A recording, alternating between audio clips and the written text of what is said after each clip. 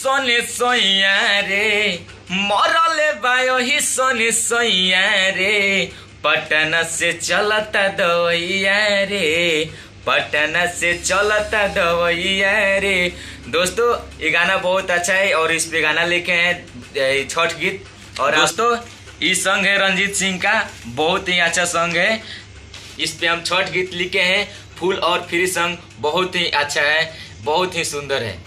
तो दोस्तों यह सॉन्ग अच्छा लगे तो शेयर और लाइक और सब्सक्राइब करना ना भूलें। तो चलिए आपको गाकर सुनाते हैं कैसा कितना अच्छा और सॉन्ग है, और अपना प्यार दुलार जरूर दीजिएगा। दौरा उठालो माथे सैया हो, दौरा उठालो माथे सैया हो, पटना के घाटे चल सैया हो, आरा के घाटे चल सैया हो। छठी माई करी है भलैया हो, छठी माई करी है भलैया हो, आरा के घाटे चल सैया हो, पटना के घाटे चल सैया हो। आपको जो नज़दीकी घाट है उस पर आप जोड़ कर गा सकते हैं। आप भी बहुत अच्छा बेहतरीन सॉन्ग है, बहुत ही प्यारा सा सॉन्ग है।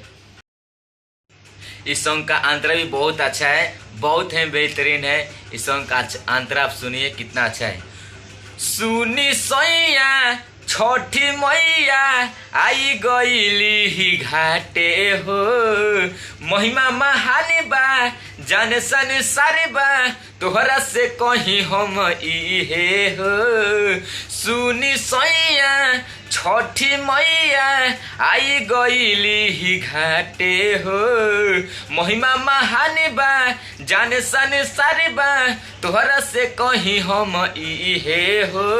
अरे उगी गईले सूर्य जगो सैया हो, उगी गईले सूर्य जगो सैया हो, पटना के घाटे चल सैया हो, आरा के घाटे कल सैया हो।